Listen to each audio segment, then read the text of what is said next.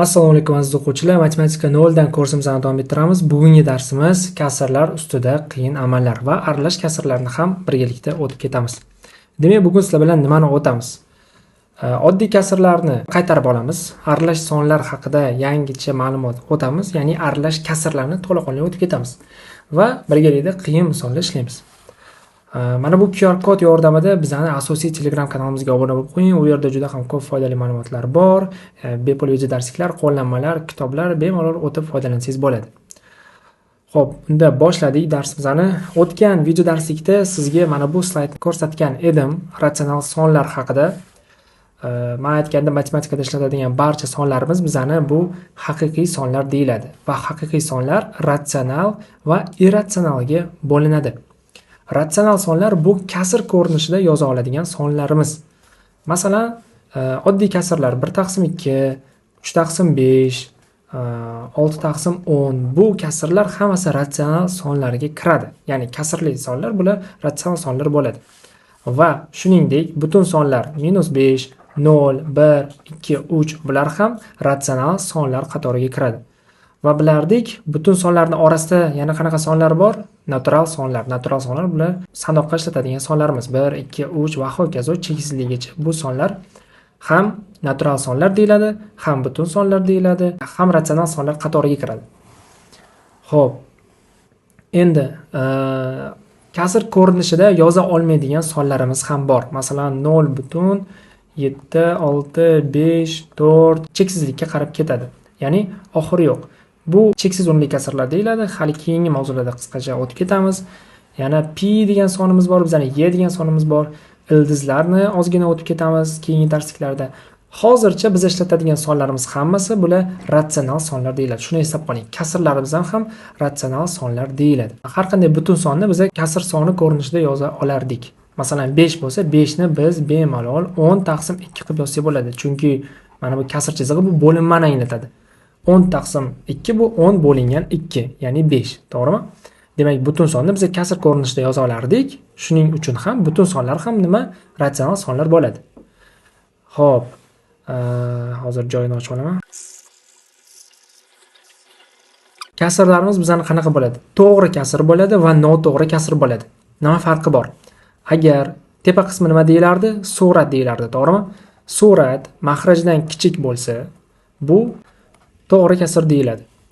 Agar surat mahrajga teng bo'lsa, 3/3 deylik, yoki surat mahrajdan katta bo'lsa, 4/3, 7/5, ya'ni tepa qismi pastki qismdan katta bo'lsa yoki pastki qismga teng bo'lsa, bu nima deyilar ekan? Noto'g'ri kasrlar deyilar ekan. To'g'ri kasrlar bular surati mahrajdan kichik bo'lgan kasrlar, noto'g'ri kasrlar bular surati mahrajdan katta yoki surat bilan mahraj bir-biriga teng bo'lgan holatdagi kasrlar. Endi mana bu holatni biz bilamiz. 3/3 bo'lsa, surat bilan kasr bir-biriga teng bo'lsa, bu 1 ni beradi, to'g'rimi? Yoki 6/3 bo'lsa ham 6 3 ga bo'linadi, bu 2 ni beradi. Bu holatda ham o'zi kasr ko'rinishida bu noto'g'ri kasr deyiladi. Endi buni sal boshqacharoq ko'rinishi bor. Bu nima deyiladi?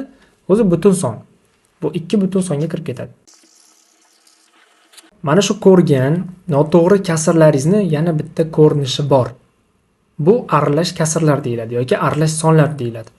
Xo'p, bu aralash ko'rinishga qanaqa qilib o'tamiz? 7/5 degani bu nima degani? 7 bo'lingan 5 mi? Xo'p, nechtadan beramiz? Bittadan beramiz. 1 ni 5 ga ko'paytiramiz, 5 va qoldiqda necha qoladi? 2. 2 bu nima? Bu qoldiq. Qoldiq. 1 bu butun qism. Butun qism. To'g'rimi? Shu 1 degan javob chiqdi. 1 chiqdi o'zi aslida mana 1 chiqdi va 2 qoldiq qoldi. Lekin 7/5 dan qoldi-ku. Nima qilib yozamiz? 2/5 qilib yozamiz. Ya'ni qoldiqni suratga o'tkazamiz, mahraj esa o'zgarmaydi. Mana shu noto'g'ri kasrdan biz aralash kasr ko'rinishiga o'tdik. Nimaga aralash kasr deyiladi? Chunki butun qismi ham bor, kasr qismi ham bor. Endi mana shu aralash kasrdan biz yana noto'g'ri kasr ko'rinishiga o'ta olamiz. Qanday qilib? 1 ni 5 ga ko'paytiramiz, 1 ni 5 ga ko'paytiramiz va qo'shamiz 2 ni. Qo'shamiz 2 ni. 1 ni 5 ga ko'paytirsak 5, 5 ga 2 ni qo'shadigan bo'lsak 7. Demak, suratga yozamiz 7 ni, mahraj esa o'zgarmaydi. Xuddi shunaqa qilib yana bitta sonni keling. Noto'g'ri kasrdan aralash kasrga o'tkazamiz va aralash kasrdan yana noto'g'ri kasrga o'tkazib ko'ramiz. 19 taqsim 7 deylik. Buni noto'g'ri kasrdan aralash kasrga o'tkazishimiz uchun nima qilar ekanmiz? 19 ni 7 ga bo'lamiz. Nechtadan bo'ladi? 2 tadan. 14. 19 minus 14 bu 5. Demak, butun qism nechi? 2 mi? 2 degan javob chiqdimi? Butun qismga o'sha 2 ni yozamiz. Qoldiqni suratga yozamiz. 5. Maxraj esa o'zgarmaydi. 7. Mana biz noto'g'ri kasrdan, noto'g'ri kasrli ko'rinishdan aralash kasrli ko'rinishga o'tdik. Endi qayta o'sha aralash kasr ko'rinishidan noto'g'ri kasrga o'tishga harakat qilib ko'ramiz. Qanaqa qilib o'tamiz? 2 ni 7 ga ko'paytiramiz va chiqqan javobni 5 ga qo'shamiz. 2 ni 7 ga ko'paytirganimizda javob 14. 14 ni 5 ga qo'shganimizda javob necha? 19. 19 maxraj o'zgarmaydi. 19 taqsim 7. Mana biz noto'g'ri kasrdan aralash kasrga o'tdik va aralash kasrdan noto'g'ri kasrga ham mana yana bir bor nima qildik? O'tdik. Xo'p. Tushundingizmi? Noto'g'ri kasr bilan aralash kasrlarni farqini. O'zi umuman noto'g'ri kasr bu aralash kasrga teng, faqat ko'rinishi ozgina o'zgaradi. Ya'ni nima qilamiz? Bizda ko'p holatlarda noqulay bo'lib qolishi mumkin noto'g'ri kasrlar bilan ishlash. Qachonki surat maxrajdan katta bo'lganda ishlash qiyin bo'lib qolishi mumkin. Yoki ayrim holatlarda aralash kasrlar bilan ishlash noqulay bo'lib qolishi mumkin. Bu holatda biz aralash kasrdan noto'g'ri kasrga o'tib ketishimiz kerak. Endi boshqa iloj yo'q. Matematikada aralash kasrlar bor. Keyingi slaydlarda aralash kasrlar bilan bo'lgan masala misollarni birgalikda ko'rib ketamiz. Hozir esa keling oddiy kasrlarni yana yaxshilab qaytarib olaylik. Bir ikkita misollarni ishlaymiz. O'tgan darsga oid bo'lgan, faqat sal qiyinroq bo'lgan misollarni ishlaymiz. Hisoblang deyilgan ekan, aynan oddiy kasrlar bilan bo'lgan masala berilgan. Bunaqa holatda birinchi nima qilamiz? Birinchi bo'linma ko'paytmalarni qilib olamiz. Ketma-ketlik bo'yicha. Birinchi amal bu bo'linma, ikkinchi amal ko'paytma, uchinchisi yana bo'linma. Eng oxirida to'rtinchisi bu qo'shish bo'ladi. Demak, birinchi qiladigan ishimiz nima ekan? Mana bu bo'linmani hisoblash. 3 taqsim 8 bo'lingan 3 taqsim 4. Kasrlarni qanaqa qilib bo'lardik? Kasrlarni bo'lguncha birinchi kasrni yozardik, o'z ko'rinishida qolardi va ko'paytma qilib, keyingi kasrni surati va maxrajini o'rnidan almashtirardik. 4 taqsim 3 bo'lardi. Va mana shu ko'paytma bo'lgan holatda biz bemalol kasrlarni qisqartirsak bo'ladi. Faqat ko'paytma bo'lgan holatda, bo'linma emas. Bu holatda endi uchlarni qisqartirsak bo'ladi. Qisqartirguncha ham nima qilamiz? Faqat surat bilan maxrajni qisqartiramiz, tepa bilan pastni. 3 ni 3 ga bo'lsak 1, 3 ni 3 ga bo'lsak 1. Ya'ni qisqartirish deganda surat bilan maxrajdagi sonlarni bir xil songa bo'lish nazarda tutiladi. 8 bilan 4 ni ham biz 4 ga qisqartirsak bo'ladi. Ya'ni 4 ga qisqartirdik degani bu 4 ga bo'lamiz degani. 4 ni 4 ga bo'lsak 1, 8 ni 4 ga bo'lsak 2. 1 ni 1 ga ko'paytirganimizda 1, 2 ni 1 ga ko'paytirganimizda 2. Demak, birinchi amalda 1 taqsim 2 degan javob chiqdi. Hozircha. Endi bu masalani o'ng tomonni hisoblashimiz kerak. Ya'ni birinchi nimadan boshlaymiz? Ko'paytmadan. Bu bizda ikkinchi amal bo'ladi. 1 taqsim 3 ko'paytirilgan necha? 2 taqsim 7 ekan. Xo'p, faqat minusi bilan. Bu holatda ko'paytmadan nima qilardik? Agar hech nima qisqarmasa, shunchaki ko'paytiramiz. Suratni suratga 1 ni 2 ga ko'paytirsak 2, 3 ni 7 ga ko'paytirsak 21 yonidagi minusi bilan. Xo'p, keyingi amal bu uchinchi, ya'ni bo'linma. Ko'paytmadan keyin necha chiqadigan bo'lsa, biz bo'lar ekanmiz. Minus 2 taqsim 21 chiqdi. Biz bo'lamiz nimaga? Minus 5 taqsim 42 ga. Endi bu holatda manfiy songa bo'lganingizda ishoralar yo'q bo'lib ketadi, ya'ni plus bo'lib ketadi. Shu sabab bu ishoralarni yozishimiz ham shart emas keyingisidan. Shunchaki plus bo'lib ketadi. Yozamiz 2 taqsim 21 ko'paytirilgan. Keyingi qavs nima bo'ladi? Surat bilan maxrajini o'rinlari almashadi. Ya'ni 42 taqsim 5 bo'ladi. Va 21 bilan 42 bizga nimagadir bo'linadi? Ikkalasi ham 3 ga bo'linadi. Ha, 7 ga ham bo'linadi. Xo'p, keling 7 ga bo'lib ko'ramiz. 21 bilan 42 ni. Bo'lamiz 7 ga 3. 42 ni 7 ga bo'lamiz 6. Xo'p, 3 bilan 6 ham qisqaradi. 3 ga. Ikkalasini ham 3 ga qisqartiradigan bo'lsak, pastda 1, tepada 2. 2 ni 2 ga ko'paytirganimizda suratda 4 chiqar ekan, maxrajda esa 5. 4-chi amalni bajaradigan bo'lsak, nima bo'ladi? Birinchi amalda necha chiqqan bo'lsa, 1 taqsim 2 chiqdi bizda. Ya'ni masalaning chap tomonida bizda 1 taqsim 2 chiqdi. Masalaning o'ng tomonida esa bizda 4 taqsim 5 chiqdi. 4 taqsim 5. Endi nima qilishimiz kerak ekan? 4-amal bo'yicha plus qilishimiz kerak, ya'ni qo'shishimiz kerak ekan. 1 taqsim 2 plus 4 taqsim 5 qilamiz. Endi Maxrajlari har xil bo'lgan kasrlarni qo'shishda birinchi maxrajlarni nima qilishimiz kerak? Umumiy, ya'ni bir xil, bir-biriga teng qilib olishimiz kerak. Bu joyga 5 ni ko'paytiramiz, bu joyga 2 ni ko'paytiramiz. Agar xohlasangiz, shunaqa tushunishingiz mumkin. 5 ni bu yoqqa ko'paytiramiz, bu maxrajni 2 ni o'ng tomonga ko'paytiramiz deb tushunsangiz ham bo'ladi. 5 ni 1 ga ko'paytiramiz. 5. 5 ni 2 ga ko'paytiramiz. 10. 2 ni 4 ga ko'paytiramiz. 8. 2 ni 5 ga ko'paytiramiz. 10. 5 plus 8 bu 13. Maxrajda esa 10. Ya'ni nima bo'lib qoldi bizda? Noto'g'ri kasr bo'lib qoldi. Noto'g'ri kasrni siz xohlasangiz agar aralash kasr ko'rinishiga o'tkazsangiz ham bo'ladi. Demak, javobimiz 13/10 bo'ldi. Buni biz aralash kasr ko'rinishiga o'tkazsak bo'ladi. Aralash kasr ko'rinishiga qanaqa qilib o'tkazardik? Bundan oldingi slaydda ko'rsatganimdek, 13 ni bo'lamiz 10 ga 1 butun, ya'ni bittadan beramiz. 10. 13 dan 10 ni ayiradigan bo'lsak, 3 qoldiq. Demak, javobimizda 1 butun bo'ladi. Suratda 3, maxrajda 10. 1 butun 3/10 bo'lar ekan javobimizda. Xo'p, bunaqa javob bizda variantlarda yo'q. Hech qisi yo'q. Ya'ni variantlarda noto'g'ri javoblar berib ketishgan ekan, biz to'g'ri ishladik. Hozirgi javobimiz 100% to'g'ri. Bu bo'yicha chalg'ib o'tiring. Kitobda ishlasangiz ham qanaqadir javobingiz sizga to'g'ri kelmayotgan bo'lsa, albatta guruhga kirib bir so'rasangiz, men qarab aytib o'raman, to'g'rimi, noto'g'rimi. Yoki o'zingiz tekshirib ko'rsangiz ham bo'ladi, kalkulyatorda yoki boshqa joyda. Xo'p, hozir endi keyingi ikkinchi misolga o'tib ketamiz. Davom etamiz. Keyingi misolni ishlaymiz. Hisoblang deyilgan. Yana amallarni ketma-ketligini yozib qo'yaylik o'zimiz uchun. Birinchisi bo'linma amali, keyingisi ko'paytma, keyin yana bo'linma. Va oxirida yana nima qilamiz? To'rtinchisi qo'shamiz. Demak, birinchi qadamimiz bizani bo'linmani hisoblash.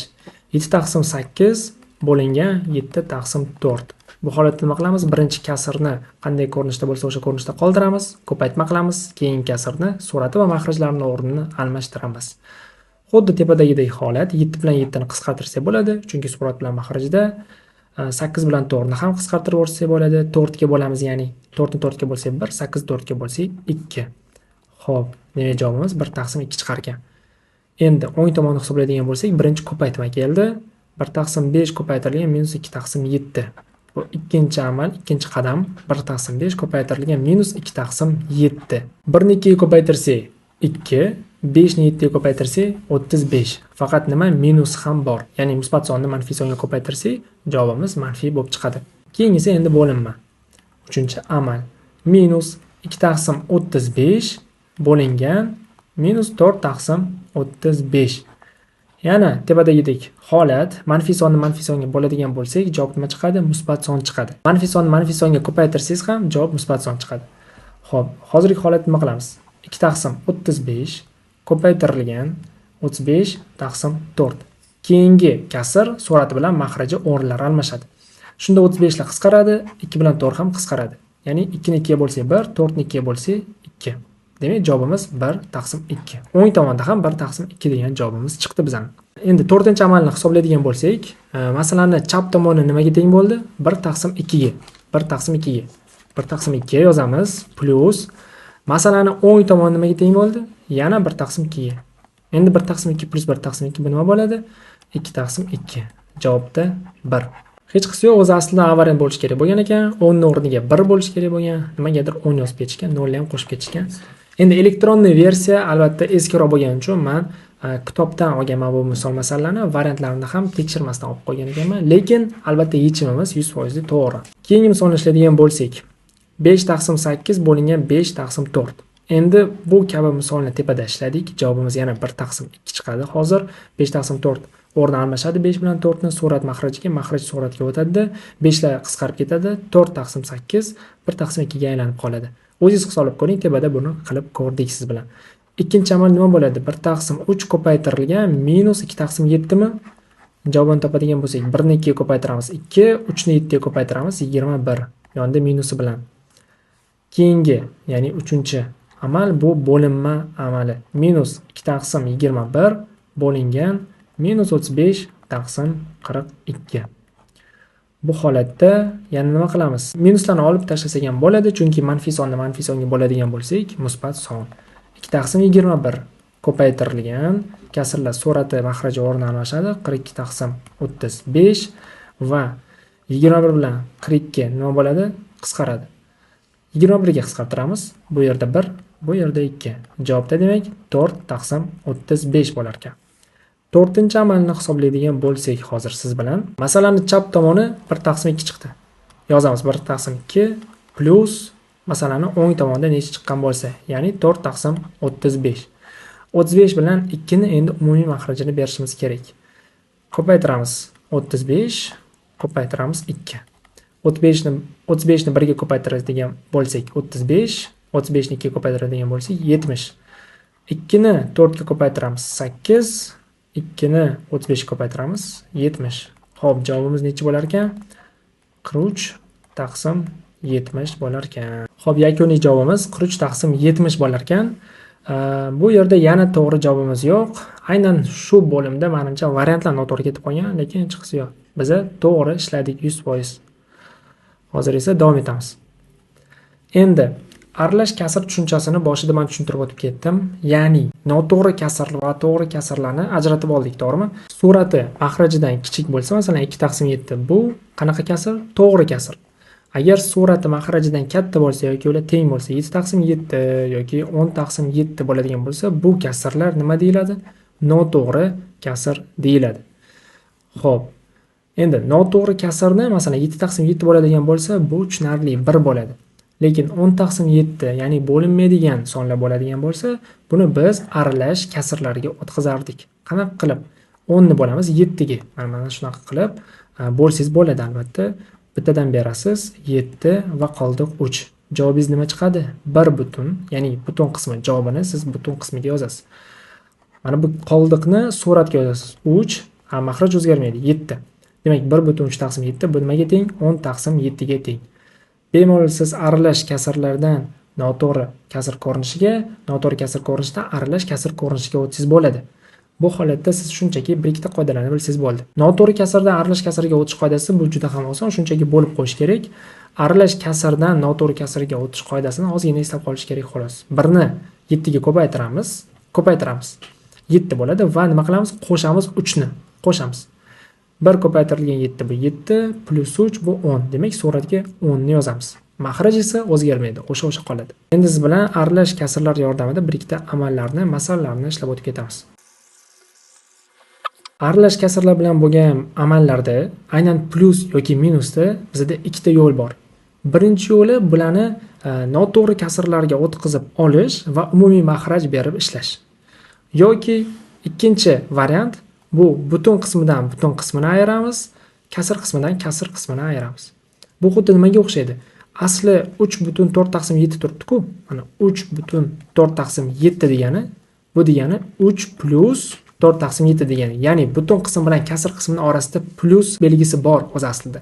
Lekin bu yozilmaydi. Siz ko'rishingiz mumkin 7 butun 9 taqsim 11 degan aralash kasrni. Bunda siz har doim eslab qoling, 7 bilan 9 taqsim 11 ning orasida plus belgisi bor va har doim bo'ladi. Lekin juda ko'p vaziyatlarda bu yozilmaydi. O'zi asl ma'nosi bu nima? Masalan, shokolad yoki pitsa bilan men sizga oddiy kasrlarning ma'nosini tushuntirib bergandim. Aralash kasrlarda bu nima degani? 7 ta butun masalan shokolad bor va yana bitta shokoladning 11 dan 9 qismi bor. Tushunarli-a?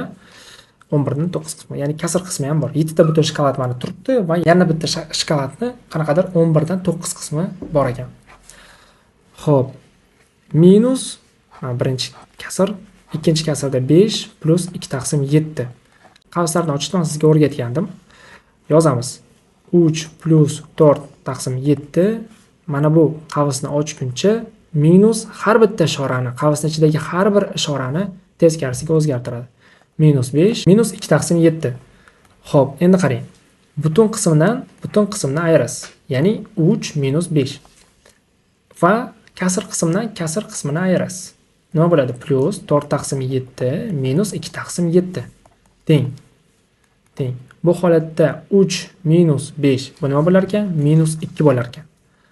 4 taqsim 7 minus 2 taqsim 7 ni hisoblaydigan bo'lsak, nima bo'ladi? Plus 2 taqsim 7. Lekin endi siz shunchaki yozib qo'ya olmaysiz buni javobini minus 2 butun 2 taqsim 7 qilib. Chunki bu manfiy son, mana bu musbat son. Tasavvur qilsangiz, minus 2 qanaqadir qarzingiz bor, 2 taqsim 7 o'sha qarzingizni yopdingiz, qanaqadir qismini yopdingiz.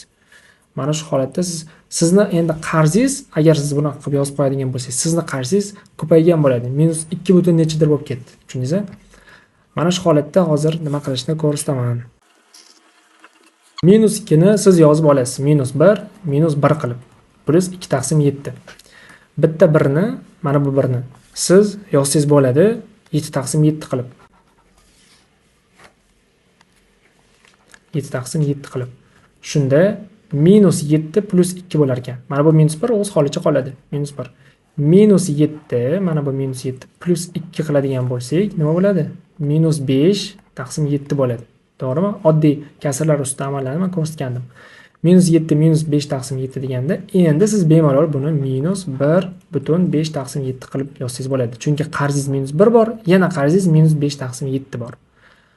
Xo'p.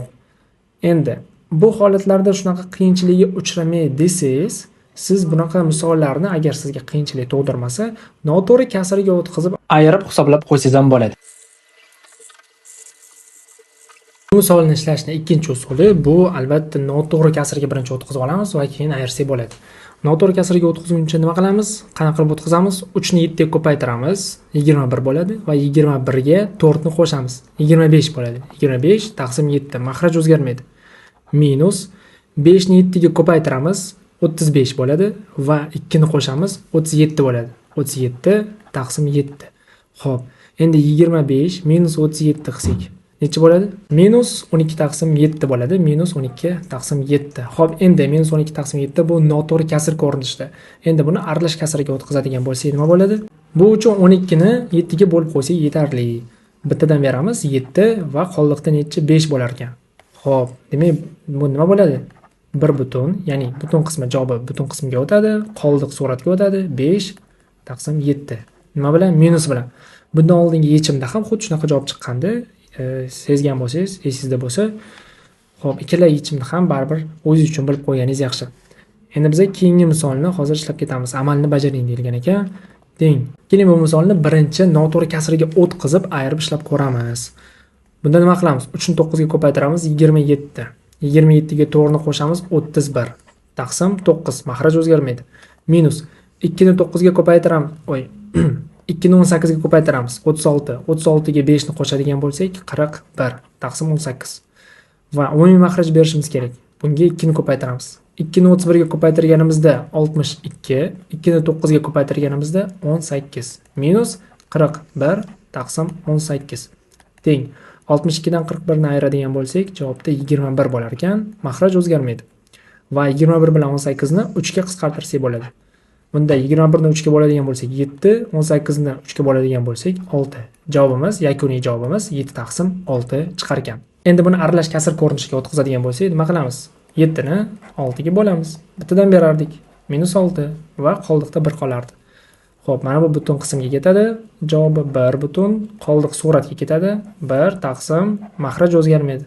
6. Demak javobimiz 1 butun 1 taqsim 6 bo'lar ekan. Aynan shu misolni hozir birinchi usulda ishlab ko'ramiz.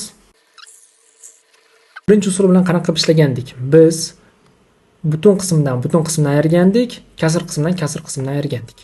Xuddi shuni qilamiz. 3 minus 2 qilamiz birinchi qavsda, plus kasr qismdan ayiramiz. Qavsda uni ham 4 taqsim 9 minus 5 taqsim 8.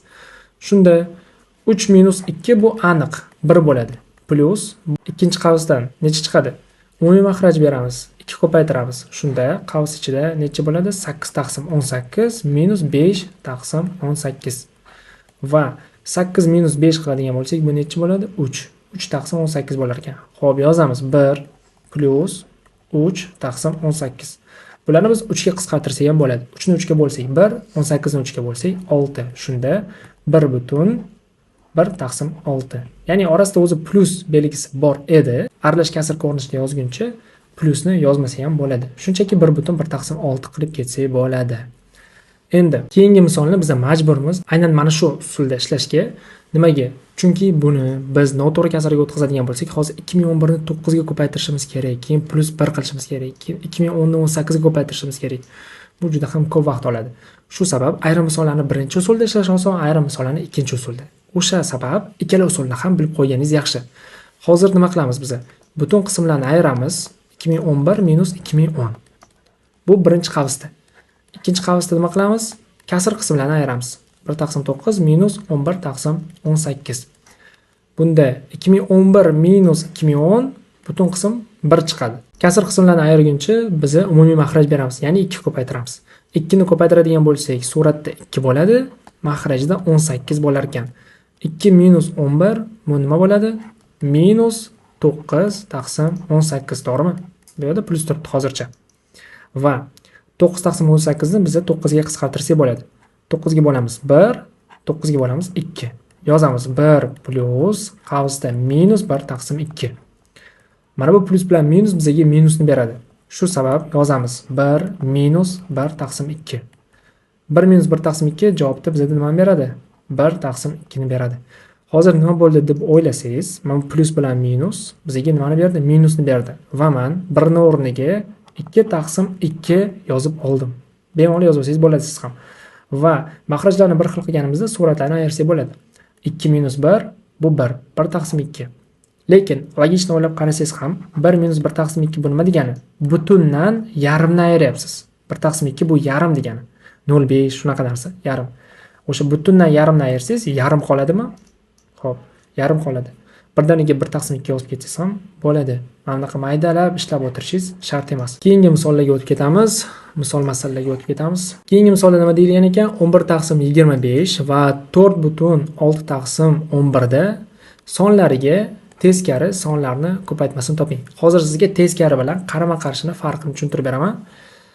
Teskari bu nima degani? Masalan, 7 uchun teskari bo'lgan son bu 1 taqsim 7. 2 taqsim 3 uchun teskari bo'lgan son bu 3 taqsim 2. 5 taqsim 6 uchun teskari bo'lgan son bu 6 taqsim 5. 5 taqsim 6 uchun qarama-qarshi bo'lgan son bu minus 5 taqsim 6. Ya'ni qarama-qarshi degani bu ishoralar har xil. Teskari degani bu shunchaki boshdan oyoq qilib qo'ygan. 4 uchun teskari son bu 1 taqsim 4. Lekin 4 uchun qarama-qarshi son bu minus 4. Shu narsani eslab qoling. Minus 4 uchun ham qarama-qarshi son bu 4. Minus 4 uchun teskari son bu minus 1 taqsim 4. Tushundingizmi? Teskari bilan qarama-qarshini tushundingiz degan umiddaman.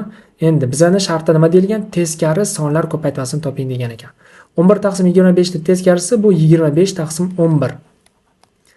Lekin 4,6 taqsim 11 ni teskarisini topishimiz uchun biz buni birinchi noto'g'ri kasrga o'tkazib olishimiz kerak. 4 ni 11 ga ko'paytiramiz. 44 plus 6 qilamiz 50 taqsim nima ekan? 11 ekan.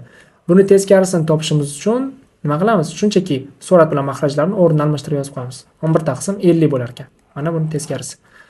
Mana shu ikkita sonni ko'paytmasini so'rashgan ekan. O'zi asli mana bu ikkita sonni nimasi? Teskarisini ko'paytmasini so'rashgan ekan. Mana teskarilarni topdik. Endi ko'paytiramiz. 11 bilan 11 qisqaradi. 25 bilan 50 ham qisqaradi. 25 ni 25 ga bo'ladigan bo'lsak 1, 50 ni 25 ga bo'ladigan bo'lsak 2. Shunda javobimiz 1 taqsim 2 chiqar ekan. Bo'ldi. Keyingi slaydga o'tib ketamiz. Ozgina endi praktika qilamiz. Sonlarni o'sish tartibida yozing deyilgan ekan. O'sish tartibi. Ya'ni qaysi son qaysi birdan katta yoki qaysi kichik, qaysi o'rtancha, qaysi katta shularni bilishimiz uchun biz bularning hammasini umumiy maxrajga olib kelishimiz kerak. Umumiy maxrajga olib kelish uchun nima qilamiz? Shunchaki qaysi sonni qaysi kasrlarga ko'paytiramiz. 49 taqsim 150 ga biz 2 ni ko'paytiradigan bo'lsak, maxrajni 300 ga olib kelsak bo'ladi, to'g'rimi? To'g'ri. 75 ni 2 ga ko'paytirsak 150, demak bu kasrni 4 ga ko'paytiradigan bo'lsak, ya'ni 4 ni 75 ga ko'paytiradigan bo'lsak, maxrajni 300 ga olib kelsak bo'ladi. Keling yozib chiqamiz. 2 ko'paytiramiz 49 ga necha bo'ladi? 98. 2 ni 150 ga ko'paytirsak necha bo'ladi? 300. Xo'p, B shunda ham yaxshi holatda turibdi. 102 taqsim 300 qilib yozaman. S teng 4 ni 22 ga ko'paytiramiz necha bo'ladi? 88. 4 ni 75 ga ko'paytiramiz necha bo'ladi? 300. Va endi bularni umumiy maxrajga olib kelganimizdan so'ng qaysi biri katta, qaysi biri kichikligini aniq ko'rishimiz mumkin. Eng kichigi bu 88 taqsim 300 ekan. Xo'p, 88 taqsim 300 dan keyingisi bu 98 taqsim 300. Va eng kattasi bu 102 taqsim 300. Demak, 88 taqsim 300 bu nima edi? Bu S. 98 taqsim 300 bu A. B bu 102 taqsim 300 ekan. Mana o'sish tartibida yozib qo'ydik. C eng kichigi, A o'rtancha, B eng kattasi. Keyingi misolga o'tib ketamiz. Agar 3 taqsim 5 plus 7 taqsim 15 plus 21 taqsim 25 A bo'lsa, 2 taqsim 5 plus 8 taqsim 15 plus 4 taqsim 25 ni toping deyilgan ekan. Bunaqa misollarda nima qilamiz? Biza mana shu topishimiz kerak bo'lgan amalni, ya'ni ifodani x qilib belgilaymiz. Shunda endi qo'shamiz. Kasr qismlarni kasr qismga qo'shamiz, mana bu harfli qismlarni o'ng tomondan o'ng tomonga qo'shamiz. Shunda 3 taqsim 5 plus 2 taqsim 5 qiladigan bo'lsak, nima bo'ladi? 5 taqsim 5 bo'ladi, to'g'rimi? Keling shuni umumiy holatda yozib chiqaman. 3 taqsim 5 plus 7 taqsim 15 plus 21 taqsim 25 plus endi mana bu ikkinchi ifoda 2 taqsim 5 plus 8 taqsim 15 plus 4 taqsim 25 teng A plus X. Endi plus qilguningizcha farqi yo'q, qaysi biri bilan qaysi birini birinchi qo'shishingizni umuman farqi yo'q. Shu sabab men sizga hozir ko'rsataman. 3 taqsim 5 ni bemalol 2 taqsim 5 ga qo'shib javobni topib qo'ysangiz bo'ladi. 3 taqsim 5 ni 2 taqsim 5 ga qo'shganingizda 5 taqsim 5 bo'ladi. 5 taqsim 5 bu 1 degani. Yozamiz 1. 7 taqsim 15 ni 8 taqsim 15 ga qo'shamiz. Bunaqa holatda 7 plus 8 bu 15 ni beradi. 15 taqsim 15 bo'ladi demak, bu ham bizga nima beradi? 1 ni beradi. Orasida plus albatta, chunki har bittasini ishorasi plusdan-ku. 21 taqsim 25 plus 4 taqsim 25. 21 plus 4 bu 25 ni beradi. 25 taqsim 25 bo'lar ekan demak, 25 taqsim 25 ham bizga nimani beradi? 1 ni beradi. Plus 1 teng. Endi mana bu chap tomonda har bir ifodasini qo'shib chiqdik. O'ng tomonda A plus X qoldi. Yozamiz A plus X. Birlarni qo'shadigan bo'lsak necha chiqadi? 3 teng A plus X. Asli nimani topishimiz kerak edi? Biz X ni topishimiz kerak edi. Bizga nima deyilgandi? Mana bu ifoda A ga teng bo'ladigan bo'lsa, mana bu ifoda nimaga teng bo'ladi? Shunda A ni chap tomonga o'tkazib oladigan bo'lsak, 3 minus A bo'ladi teng X. Mana biz X topdik. X 3 minus A ga teng ekan. Demak, bu ifoda A ga teng bo'lsa, mana bu ifoda 3 minus A ga teng ekan. Bu kabi misollar juda ham ko'p uchraydi. Keyingi slaydda ham bo'lishi kerak, bor ekan. Hozir mana shu misolni yana bir marta sizga ko'rsatib beraman. Agar mana bu berilgan ifoda A ga teng bo'lsa, keyingi mana bu ifoda nimaga teng? Xo'p, xuddi shu yana o'sha usul, o'sha yechim nima qilamiz? Birinchi o'rinda x ga tenglab olamiz. Biza topishimiz kerak bo'lgan narsani x ga tenglab olamiz va oxirida x ni topib qo'yishimiz kerak-da. Endi chap tomonlarni, ya'ni kasrli tomonlarni qo'shamiz, o'ng tomonlarni alohida qo'shamiz. Shunda qo'shadigan bo'lsak, 29 taqsim 31 plus 2 taqsim 31. Bu 31 taqsim 31 ni beradi. Demak 1 plus 38 taqsim 41 3 taqsim 41. 38 bilan 3 ni qo'shadigan bo'lsak 41 bo'ladi. Demak 41 taqsim 41 bizga yana 1 ni beradi. 47 taqsim 51 plus 4 taqsim 51. 47 bilan 4 ni qo'shadigan bo'lsak yana 51, 51 taqsim 51 bizga 1 ni beradi. Bemalol shunaqa alohida qo'shib chiqsangiz bo'ladi, bunda hech qanaqa xatolik yo'q. Xohlasangiz o'zingiz yoyib olib qo'shing, baribir o'sha javob chiqadi. 56 taqsim 61 plus 5 taqsim 61. 56 plus 5 bu 61, 61 taqsim 61 bu yana nimani beradi? 1 ni beradi.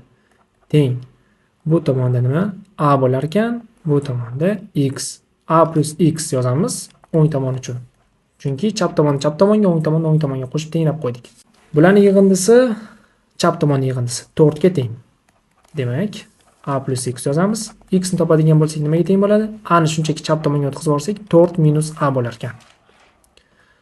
Xo'p, agar mana bu yozuvimni kimdir tushunmagan bo'lsa, shunchaki A ni chap tomonga o'tkazib oling. 4 minus A bo'ladi teng x. O'rnini almashtirib yozsak bo'ladi albatta, unda muammo yo'q. 4 minus A. Mana bu berilgan ikkinchi ifoda 4 minus A ga teng. Qaysi variantga to'g'ri keladi? B variantiga to'g'ri keladi. To'g'ri ishladik. Davom etamiz. Endi aralash kasrlarni ko'paytirguncha yoki bo'lguncha bu amallarda siz albatta aralash kasrlarni noto'g'ri kasrga o'tkazib olishingiz kerak. Birinchi o'rinda ko'paytirishdan yoki bo'lishdan oldin aralash kasrni noto'g'ri kasrga o'tkazib oling. Hozirgi ko'rsatadigan misolimda ham hozir har bitta aralash kasrni biz noto'g'ri kasrga o'tkazib, keyin amallarni bajaramiz. 5,5 taqsim 7 ni noto'g'ri kasrga o'tkazish uchun nima qilamiz? 5 ni 7 ga ko'paytiramiz. 35. 35 ni 5 ga qo'shamiz. Demak, nima bo'ladi? 40. 40 taqsim 7 bo'lingan. Birinchi o'rinda hammasini noto'g'ri kasrga o'tkazib olamiz. 2,2 taqsim 5. Buni ham noto'g'ri kasrga o'tkazadigan bo'lsak, 2 ni 5 ga ko'paytiramiz. 10 plus 2 12. 12 taqsim 5. Ko'paytirilgan. 5 ni 4 ga ko'paytirsak 20, 20 ga 1 ni qo'shadigan bo'lsak 21 taqsim 4. 1 ni ko'paytiramiz 6 ga 6, 1 ni qo'shadigan bo'lsak 7, 7 taqsim 6. Maxrajlar o'zgarmaydi. Ko'paytirilgan 2 taqsim 3. Endi buni hozir hammasini to'g'rilab, ya'ni ko'paytma qilib yozib olsak ham bo'ladi, ketma-ket yozsak ham bo'ladi. Muammo yo'q bundan. O'zi birinchi amalda biz nima qilishimiz kerak edi? Yozishimiz kerak 40 taqsim 7 ko'paytirilgan 5 taqsim 12 va undan keyingi amal ko'paytirilgan 21 taqsim 4 bo'ladi. Undan keyingi amal ko'paytirilgan 6 taqsim 7 bo'ladi. Va eng oxirgisi ko'paytirilgan 2 taqsim 3. Mana shu holatda hozir biz kasrlarni bemalol qisqartirib yozsak bo'ladi. Xo'p, nima bilan nimani qisqartirsak bo'ladi? Birinchi 21 bilan 7 ni qisqartirib olsak bo'ladi. 7 ni 7 ga bo'lsak 1, 21 ni 7 ga bo'lsak 3. Va mana shu 3 bilan bu 3 ni ham qisqartirib olsak bo'ladi. Ikkalasini ham 3 ga bo'ladigan bo'lsak 1 1. Endi mana bu 3 bu 21 ning o'rniga tip 3 qoldi-da. Xo'p, endi 12 bilan 6 ni qisqartirib olsak bo'ladi. Bunda 6 ni 6 ga bo'lsak 1, 12 ni 6 ga bo'lsak 2. Bu 2 bilan mana bu oxirgi 2 ni qisqartirib olsak bo'ladi. Ikkalasini ham 2 ga bo'lsak 1lar chiqadi. 40 ni va 4 ni qisqartiradigan bo'lsak, ya'ni ikkalasini ham 4 ga bo'ladigan bo'lsak, bu holatda 1, bu holatda 10. Va boshqa hech nima qolmadi. 10 ni 5 ga ko'paytiramiz. 50 maxrajda 7 bo'ladi. Demak, yakuniy javobimiz 50 taqsim 7 bo'lar ekan. 50 taqsim 7 ni endi biza aralash kasr ko'rinishiga o'tkazib qo'ysak bo'ladi. Bunda nima qilamiz? 50 ni shunchaki 7 ga bo'lamiz. 7 tadan beramiz 49 va qoldiq 1 mi? Butun qism demak 7 bo'lar ekan. Maxraj o'zgarmaydi, o'sha 7 qoladi va mana bu qoldiqni suratga yozamiz. Demak, javobimiz 7,1 taqsim 7. Xo'p, keyingi misolga o'tib ketamiz. Hisoblang, xuddi shu ssenariy yozamiz. 42 taqsim 95. Mana bu kasrni noto'g'ri kasr ko'rinishiga o'tkazadigan bo'lsak nima bo'ladi? 1 ni ko'paytiramiz 14 ga 14 plus 3 bu 17. 17 taqsim 14 bo'lar ekan. Orasida ko'paytma hech qanaqa o'zgarmaydi. Xo'p, bo'lingan 3 taqsim 5, buni biz ko'paytirilgan 5 taqsim 3 qilib yozamiz. Keyin yana bo'lingan 2 turtimi ko'paytirilgan 1 taqsim 2 qilib yozamiz. Keyin ko'paytirilgan 4,3 taqsim 4 ni biz yana noto'g'ri kasr ko'rinishiga o'tkazishimiz kerak. Bunda 4 ni 4 ga ko'paytiramiz. 16, 16 ga 3 ni qo'shamiz. 19. 19 taqsim 4 bo'lar ekan. Xo'p, mana endi biz kasrlarni yana qisqartirsak bo'ladi. 95 bilan 19 ni qisqartiramiz. 19 ni 19 ga bo'lsak 1, 95 ni 19 ga bo'lsak 5. Va mana shu 5 bilan mana bu 5 ni qisqartirib olsak bo'ladi. Ikki tomonda 1 1 qoladi. Xo'p, 42 bilan 14 ni qisqartiramiz. 14 ni 14 ga bo'lsak 1, 42 ni 14 ga bo'lsak 3. Bu 3 bilan mana bu 3 ni qisqartirib oladigan bo'lsak 1 la qoladi. Xo'p, bizda nima qoldi? 17 qoldi tepada, pastda 2 ko'paytirilgan 4 qoldi. Demak, javobimiz 17 taqsim 2 ko'paytirilgan 4 8 ni beradi. 8. 17 taqsim 8 ni ham biz noto'g'ri kasrdan aralash kasr ko'rinishiga o'tkazib qo'ysak bo'ladi. 8 ga bo'lamiz, 2 tadan beramiz, 16 va 1 bo'ladi. Demak, javobimiz 2,1 taqsim 8. Xo'p, davom etamiz. Keyingi misollarni ishlanishiga o'tib ketamiz. Hisoblang deyilgan ekan, ozgina praktika qilamiz. Hozir endi bu misollarda biz amallarni ketma-ketligini shunchaki raqamlab olamiz, o'zimizga oson bo'lishi uchun. Birinchi o'rinda qavsdagini qilamiz. Keyin ko'paytma, keyin bo'lima va oxirida mana bu 4-inchisi qo'shish amalini bajaramiz. Demak, birinchisidan boshlaymiz. 4,1 taqsim 10 minus 3,4 taqsim 15. Bu holatda bemalol endi noto'g'ri kasrga o'tkazib hisoblasam ham bo'ladi yoki butun qismdan butun qismni, kasr qismdan kasr qismni ayirib hisoblasam ham bo'ladi. Xo'p, keling, butun qismni ayiramiz plus kasr qismdan ayiramiz. Umumiy maxraj beradigan bo'lsak 30 bo'ladi. Bunga 3, bunga 2 ko'paytiramiz. Shunda 4 minus 3 1 bo'ladi plus qavsda nechi 3 ni 1 ga ko'paytiradigan bo'lsak 3, 3 ni 10 ga ko'paytiradigan bo'lsak 30, 2 ni 4 ga ko'paytiradigan bo'lsak 8, 2 ni 15 ga ko'paytiradigan bo'lsak 30. Xo'p, teng necha chiqar ekan? 1 plus 3 minus 8 bu necha? Minus 5 taqsim 30 bo'lar ekan. Xo'p, endi 5 bilan 30 ni qisqartirib yuborsak bo'ladi. 5 ga qisqartiramiz 1 bo'ladi. 30 ni 5 ga bo'ladigan bo'lsa 6. Demak, 1 plus minus 1 taqsim 6 bo'lar ekan. Plus bilan minuslar bizga minusni beradi. 1 minus 1 taqsim 6. 1 ni o'rniga 6 taqsim 6 yozib olsak bo'ladi. 6 minus 1 bu 5 taqsim 6. Mana bizning javobimiz. Endi ikkinchi amalni bajaradigan bo'lsak, ko'paytma amali ekan. 5 taqsim 6 ko'paytirilgan yana 5 taqsim 6. Bu bizga 25 taqsim 36 ni beradi. Nimaga? Chunki shunchaki suratni suratga, mahrajni mahrajga ko'paytirib qo'ysak bo'lgani. Uchinchi amal. Mana bu bo'linma amalida biz nima qilamiz? Noto'g'ri kasr ko'rinishiga birinchi o'tkazib olamiz. Aralash kasr ko'rinishdan noto'g'ri kasr ko'rinishiga o'tkazib olamiz. 4 ni 10 ga ko'paytiradigan bo'lsak 40 va 1 ni qo'shamiz 41 taqsim 10 bo'lingan 1 butun 1 taqsim 5 ni noto'g'ri kasrga o'tkazadigan bo'lsak 1 ni 5 ga ko'paytiramiz 5, 1 ni qo'shadigan bo'lsak 1 ni qo'shamiz 6. Demak 6 taqsim 5 bo'ladi. Teng 41 taqsim 10 ko'paytirilgan 5 taqsim 6 bo'lar ekan. 10 bilan 5 ni 5 ga qisqartiradigan bo'lsak bu joyda 1, bu joyda 2. 41 taqsim 12 bo'lar ekan javobda. Endi 4-amalni bajaradigan bo'lsak, 4-amal mana bu chap tomon edi. Bu yerdan 5 taqsim 6 chiqdi. 5 taqsim 6 ni 5 taqsim 6 ga ko'paytirdik. 25 taqsim 36 chiqdi. Yozamiz. 25 taqsim 36 plus mana bu plusni yozdik. Mana bu bo'linma amalda necha chiqqan bo'lsa, o'shani yozamiz. 41 taqsim 12 chiqdi.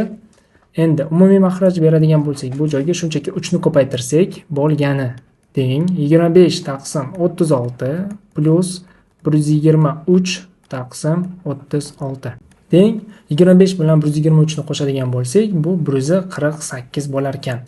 Bo'lingan 36. Endi 148 bilan 36 ni biz qisqartirsak bo'ladi. Nechaga qisqartiramiz? 4 ga qisqartiradigan bo'lsak, 36 ni 4 ga bo'ladigan bo'lsak, bu 9. 148 ni 4 ga bo'lsak, 37 chiqar ekan. Javobda demak 37 taqsim 9 bo'ladi. Javobimiz 37 taqsim 9. Endi buni noto'g'ri kasr ko'rinishidan aralash kasr ko'rinishiga o'tkazadigan bo'lsak, beramiz nechadan? 4 tadan 1 taqsim 9 bo'lar ekan. Ya'ni 37 ni shunchaki 9 ga bo'lamiz. 4 tadan beramiz 36 va qoldiqda 1 chiqadi. 4 butun mana 1 taqsim 9 degan javob. Keyingi misolga o'tib ketamiz. Yana hisoblang. Birinchi nima qilamiz? Qavsni, keyin bo'linma, keyin ko'paytma va oxirida mana bu ayirmani bajaramiz. Xo'p, birinchi amal bu 3 butun 17 taqsim 36 minus 5 butun 7 taqsim 12 bo'ladi. Teng. Butun qismlarni ayiramiz. 3 minus 5 plus kasr qismlarni ayiramiz. Ya'ni 17 taqsim 36 minus 7 taqsim 12. Bu kasr qismlariga umumiy mahrajni birdaniga berib ketsam bo'ladi. Ya'ni 3 ni ko'paytirsam bo'ladi. Shunda 3 minus 5 bilamiz minus 2 plus bu yerda necha chiqadi endi? 3 ni 7 ga ko'paytiradigan bo'lsak 21. 3 ni 12 ga ko'paytiradigan bo'lsak 36. 17 minus 21 necha bo'ladi? Minus 4. Minus 4 taqsim 36 bo'lar ekan. Teng. 4 bilan 36 ni qisqartiradigan bo'lsak, 4 ni 4 ga bo'lsak 1, 36 ni 4 ga bo'lsak 9. Demak, minus 2 plus qavsda minus 1 taqsim 9 bo'lar ekan. Xo'p, endi yakuniy javobni hozir chiqarib qo'yadigan bo'lsak, mana bu plus bilan mana bu minusni beradi. Shu sabab minus 2 minus 1 taqsim 9 bo'ladi. Endi buni biz minus 2 butun 1 taqsim 9 qilib yozsa ham bo'ladi.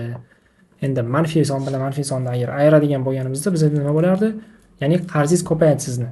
Minus 2 qarz bor edi, yana minus 1 taqsim 9 qarz oldingiz, minus 2 butun 1 taqsim 9 bo'ldi. Ikkinchi amalni bajaradigan bo'lsak, ikkinchi amal bu bo'linma amali ekan. Aynan minus 2 butun 1 taqsim 9 ni bo'lishimiz kerak 2 taqsim 9 ga. Bu holatda minus 2 butun 1 taqsim 9 ni biz noto'g'ri kasr ko'rinishiga o'tkazib olamiz. 2 ni 9 ga ko'paytiradigan bo'lsak, 18 plus 1 19 minus 19 taqsim 9 ko'paytirilgan 9 taqsim 2. 9 lar qisqarib ketadi va javobda minus 19 taqsim 2 chiqar ekan. Mana bizning minus 19 taqsim 2 degan javobimiz nima ekan?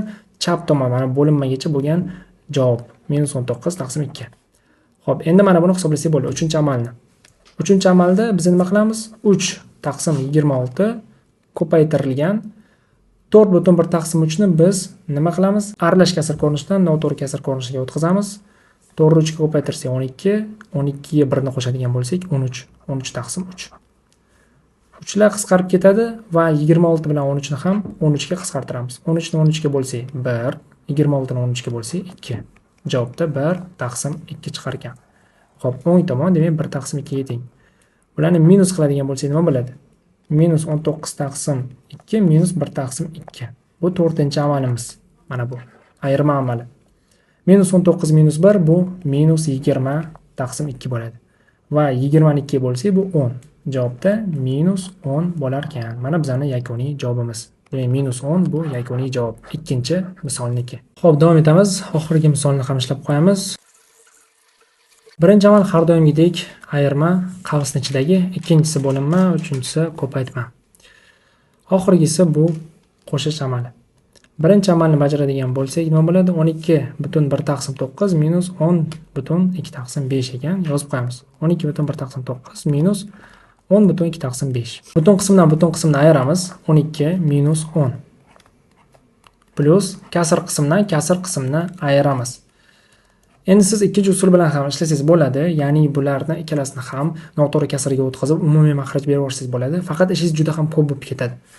Mana bu 12 ko'paytirilgan 9 bu 108, 1 ni qo'shsangiz 109 taqsim 9 degan kasr chiqadi. Endi 109 taqsim 9 ga siz umumiy makhraj berishingiz uchun 5 ni ko'paytirishingiz kerak. Ya'ni 109 ga 5 ni ko'paytirishingiz kerak. Tasavvur qilyapsizmi? Xo'p, ikkala kasr uchun ham bu juda katta sonlar bo'lib qoladi. Ishlashingiz baribir qiyinroq bo'lib ketadi. Shu sabab hozir mana bu bizani ishlatayotgan usul bilan ishlab keting.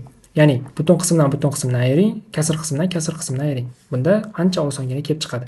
12 ni ayirsak, 12 dan 10 ni ayiradigan bo'lsak, javobda 2 plus 1 taqsim 9 minus 2 taqsim 5 dan umumiy makhraj beramiz. 5 ko'paytiramiz va bu joyda 9 ko'paytiramiz. 5 ni 1 ga ko'paytiradigan bo'lsak 5, 5 ni 9 ga ko'paytiradigan bo'lsak 45 bo'lar ekan. Minus 9 ni 2 ga ko'paytirsak 18, 9 ni 5 ga ko'paytirsak 45. Hisoblab qo'yamiz. 2 plus 5 minus 18 bu minus 13 taqsim 45. Xo'p, teng. Plus bilan minus bizga nimani beradi? Minusni beradi. Shu sabab yozaman. 2 minus 13 taqsim 45. Mana shunaqa holatlarda butun sondan kasr sonni ayirguningizcha siz nima qilasiz? Teng. 2 ni siz yozasiz 1 plus 1 minus 13 taqsim 45. Mana shu 1 ni o'rniga 2 ni siz 1 plus 1 qilib yozib oldingiz. Mana shu ikkinchi 1 ni o'rniga siz yozasiz 45 taqsim 45. Endi 45 dan siz 13 ni ayira olasiz. Boya 2 dan 13 ni ayirish salgina qiyin bo'lgandi. Endi 45 dan 13 ni ayirsangiz bo'ladi. Shunda nima bo'ladi? Teng 1 plus 45 minus 13 bu 32 bo'lar ekan. 32 taqsim 45. Endi buni shunaqa qoldirsak ham bo'ladi yoki noto'g'ri kasrga o'tkazsak ham bo'ladi. Teng 1/32 taqsim 45 qilib qoldiraman. Endi yana bitta usulni ko'rsatib o'tib ketaman. Bu sal qisqaroq albatta. Mana bu 2 ni men yozsam bo'ladi. 90 bo'lingan 45 qilib, to'g'rimi? 90 ni 45 ga bo'ladigan bo'lsam 2 chiqadi. Shu sabab 2 ni o'rniga 90 taqsim 45 yozib ketsam bo'ladi. Va minus 13 taqsim 45 bo'ladi. 90 minus 13 nimani beradi bizada? 77 ni beradi. 77 taqsim 45 bo'ladi bizning javobimiz. Demak, mana bu 1/32 taqsim 45 ni hozir noto'g'ri kasrga o'tkazadigan bo'lsak, 77 taqsim 45 bo'ladi. To'g'risida 1 ni 45 ga ko'paytiring 45. Endi 32 ni qo'shing 77, to'g'rimi? Unda muammo yo'q. Bemalol ikkala usulda ham ishlasangiz bo'ladi. Endi men ozgina joy ochib, birinchi amalni shunchaki javobini yozib qo'yaman. 77 taqsim 45 qilib. Keyin shu joyni o'zida yozib qo'yamiz. Bu joydan 77 taqsim 45 chiqdi. Birinchi amalning javobi 77 taqsim 45 chiqdi. Endi ikkinchisini hisoblab qo'yamiz. Ikkinchisi bu nima? 77 taqsim 45 ni biz bo'lishimiz kerak 38/1 taqsim 2 ga. Xo'p, yozamiz. 77 taqsim 45 bo'lingan 38/1 taqsim 2. 38/1 taqsim 2. Endi buni biz noto'g'ri kasrga o'tkazishimiz kerak. Teng yozamiz. 77 taqsim 45 ko'paytirilgan 38,1 taqsim 2 ni noto'g'ri kasrga o'tkazish uchun 38 ni 2 ko'paytiramiz. Bu necha bo'ladi? 76. 76 ga 1 ni qo'shamiz, 77 bo'ladi. Demak, bo'lingan 77 taqsim 2 bo'lar ekan. Teng 77 taqsim 45 ko'paytirilgan 2 taqsim 77. Mana bu 77 lar qisqarib ketadi va javobda 2 taqsim 45 qolar ekan. Xo'p, bu ikkinchi amalni javobi. Demak, mana bu chap tomon butunlay bu 2 taqsim 45 ga teng bo'ladi. Endi uchinchi amalni bajaradigan bo'lsak, uchinchi amal ko'paytma ekan. Mana bu birinchi kasrni biz noto'g'ri kasr ko'rinishiga o'tkazib olishimiz kerak. 2 ni 9 ga ko'paytiramiz. 18. 18 ga 8 ni qo'shamiz, necha bo'ladi? 26. 26 taqsim 9 ko'paytirilgan 18 teng. 9 bilan 18 ni qisqartirib olsak bo'ladi. Nimaga deyishingiz mumkin? 18 ni biz 18 taqsim 1 ko'rinishda yozsak bo'ladimi? Bo'ladi. Shu sabab ikkita kasr ko'paytmasi ko'rinishda yozsak bo'lar ekan. 9 bilan 18 ni qisqartiradigan bo'lsak, 9 ni 9 ga bo'lamiz 1, 18 ni 9 ga bo'lamiz 2. 26 ni 2 ga ko'paytiramiz. Javobda necha chiqadi? 52. Pastda esa 1. 52 taqsim 1 shunchaki 52 yozib qo'yamiz. Endi o'ng tomondan 52 chiqdi. Chap tomondan 2 taqsim 45 edi. Xo'p, 4-amalni yozib qo'yaylik. Bu 52 plus 2 taqsim 45 ekan. Xo'p, buni shunchaki 52,2 taqsim 45 deb yozib qo'ysak ham bo'ladi. Javobimiz shu. Xo'p, umuman olganda e'tiboringiz uchun rahmat. Bu darslikni agar tushunmagan bo'lsangiz, yana bir marta qaytadan ko'ring. Iloji bo'lsa, hamma darsliklarni 2-3 martadan ko'rishga harakat qiling. Qanaqadir savolingiz bo'lsa, guruhga yozing yoki meni lichkamga yozing. Albatta, 24 ga aloqada bo'lib turishga harakat qilamiz va har bir savolingizga javob berishga harakat qilamiz. Bugungi darsimiz aralash kasrlarga oid mavzu edi va oddiy kasrlarni ham ozgina qaytarib o'tib ketdik. Qiyinroq misollarni ishladik. Keyingi darslarda ko'rishguncha sog' bo'ling, salomat bo'ling.